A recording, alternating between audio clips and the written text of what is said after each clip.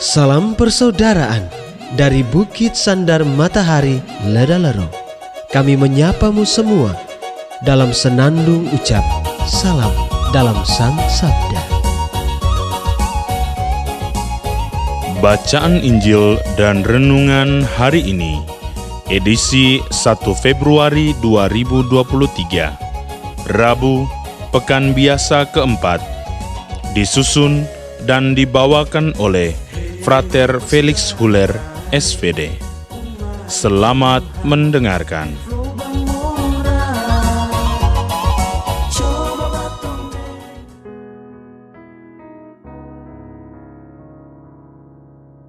Bacaan diambil dari Injil Markus, bab 6, ayat 1 sampai 6. Pada suatu ketika, Yesus tiba kembali di tempat asalnya, sedang murid-muridnya mengikuti Dia. Pada hari Sabat, Yesus mengajar di rumah ibadat, dan jemaat yang besar takjub ketika mendengar Dia. Mereka berkata, "Dari mana diperolehnya semuanya itu? Hikmat apa pulakah yang diberikan kepadanya? Dan mujizat-mujizat yang demikian, bagaimanakah dapat diadakan oleh tangannya? Bukankah ia ini tukang kayu anak Maria? Bukankah ia saudara Yakobus, Yoses, Yudas, dan Simon? Dan bukankah saudara-saudaranya yang perempuan ada bersama kita?"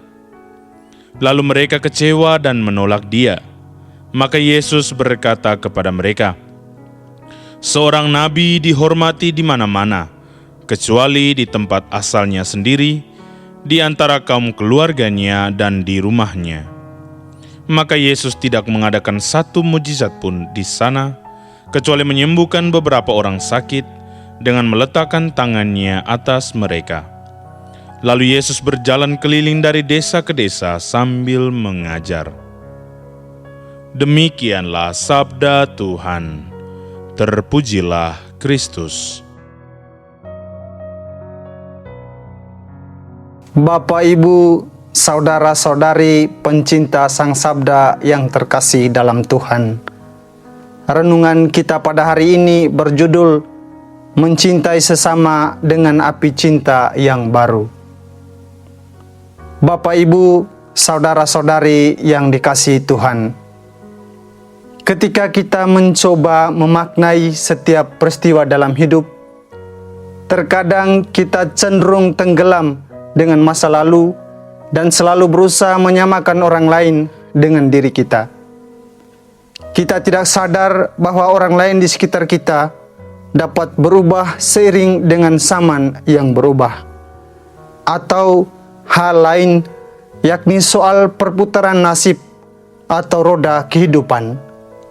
Kadang kita berada di bawah dalam keadaan terpuruk, atau dalam keadaan yang pas-pasan, atau serba berkecukupan, atau sukses dalam setiap usaha yang kita lakukan. Semua ini berjalan begitu saja tanpa kita ketahui. Berhadapan dengan situasi yang demikian, sebagai seorang yang beriman, kita menaruh harapan pada Tuhan sambil terus berusaha melakukan yang terbaik dalam hidup kita. Bapak, Ibu, saudara-saudari yang dikasihi Tuhan, figur Yesus yang diangkat oleh penginjil Markus mengejutkan banyak orang, yakni orang-orang yang seasal dengannya. Rasa heran ini timbul karena perbuatan yang dilakukan oleh Yesus. Yesus yang adalah anak tukang kayu dan berasal dari keluarga yang sederhana, ternyata dapat mengajar dengan baik dan penuh wibawa sehingga membuat banyak orang takjub. Hal lainnya karena mukjizat-mukjizat yang dilakukan oleh Yesus. Rasa heran akan tindakan Yesus nyata dalam beberapa pertanyaan yang telah kita dengar dalam Injil tadi. Penginjil Markus menulis, mereka berkata, "Dari mana diperolehnya semuanya itu? Hikmat apa pulakah yang diberikan kepadanya. Dan mujizat-mujizat yang demikian, bagaimanakah dapat diadakan oleh tangannya? Bukankah ia ini tukang kayu, anak Maria? Bukankah ia saudara Yakobus, Yoses, Yudas, dan Simon? Dan bukankah saudara-saudaranya yang perempuan ada bersama kita? Lalu mereka kecewa dan menolak dia. Menjawab semua pertanyaan ini, Yesus berkata, seorang nabi dihormati di mana-mana kecuali di tempat asalnya sendiri, di antara kaum keluarganya dan di rumahnya. Akhir dari kisah Injil hari ini, Yesus hanya melakukan beberapa mujizat, misalnya menyembuhkan orang sakit dengan meletakkan tangannya atas mereka dan juga berjalan keliling dari desa ke desa sambil mengajar. Bapak, Ibu, saudara-saudari yang dikasihi Tuhan, pengalaman yang dialami oleh Yesus tentu pernah kita alami dalam hidup harian kita, di mana kehadiran kita tidak diterima oleh orang lain di sekitar kita, bahkan oleh orang-orang terdekat kita, terutama keluarga atau komunitas di mana kita berada. Penolakan yang kita terima bisa disebabkan oleh dua hal. Pertama, karena orang telah mengenal kita secara baik dari perilaku kita pada saat kita hidup bersama mereka, maupun cerita buruk yang mereka dengar tentang kita dari orang lain. Hal semacam ini membuat orang berpandangan buruk tentang kita. Mereka akan heran jika melihat ada perubahan dalam diri kita ketika kita kembali ada bersama mereka. Kita yang dulunya dianggap memiliki kepribadian yang buruk, kini ternyata memiliki sesuatu yang baik. Semua orang akan heran dengan perubahan dalam hidup kita ini.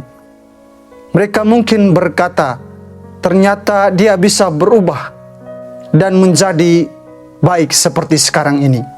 Kedua, karena rasa iri hati atau cemburu dari orang lain akan kebaikan yang kita lakukan atau keberhasilan yang kita peroleh. Perihal perilaku, terkadang tutur kata dan tindak kita yang tanpa kita sadari melukai orang lain di sekitar kita, sehingga selalu ada penolakan ketika kita hadir di tengah mereka. Soal iri hati karena kebaikan yang kita lakukan atau keberhasilan yang kita raih, orang cenderung berpikir negatif. Ketika kita berhadapan dengan situasi yang demikian, kita kembali pada teladan hidup Yesus, yakni tetap melakukan kebaikan, meskipun kebaikan yang kita lakukan dipandang sebelah mata oleh orang lain, dalam hal ini orang-orang yang seasal dengan dia. Di sini saya mengajak kita semua untuk senantiasa mencintai orang-orang di sekitar kita dengan api cinta yang baru. Api cinta yang baru ini mesti bermula dari pola pikir yang baru tentang orang-orang di sekitar kita.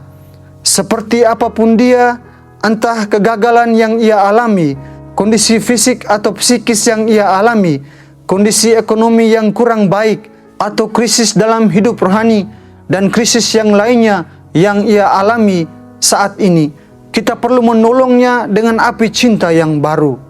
Sebab jika kita sudah berprasangka buruk terhadap orang lain, sejauh apapun usaha kita untuk menyalakan api cinta, yang muncul adalah sikap iri hati dan menganggap remeh orang lain. Mari mencintai sesama dengan api cinta yang baru, yang senantiasa memandang mereka dengan konsep berpikir yang baru dan baik tentang mereka, tanpa terlebih dahulu berpikir buruk tentang mereka atau berperilaku buruk terhadap mereka. Semoga Ya Allah Tritunggal yang Maha Rahim, anugerahkanlah dan nyalakanlah api cinta-Mu dalam diri kami, agar kami sanggup mencintai orang-orang di sekitar kami tanpa berprasangka buruk tentang mereka, sehingga damai-Mu boleh berdiam dalam diri kami masing-masing, sehingga kami senantiasa menikmati kebahagiaan dalam hidup kami. Amin.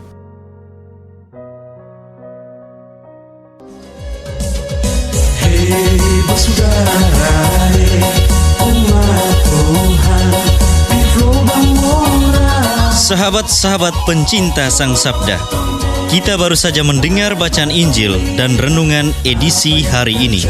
Sampai jumpa kembali pada edisi berikut. Terima kasih kepada Divisi Kerohanian website Seminari Tinggi Santo Paulus Ledalero. Semoga Sang Sabda menjiwai seluruh pengalaman hidup kita hari ini. Tuhan memberkati kita sekalian. Amin. Dalam satu hati, di dalam kasih Yesus. Mari dengarkan sapaan sabda dari komunitas Seminari Tinggi Santo Paulus Ledalero setiap hari Senin sampai dengan Sabtu di www.seminariledalero.org.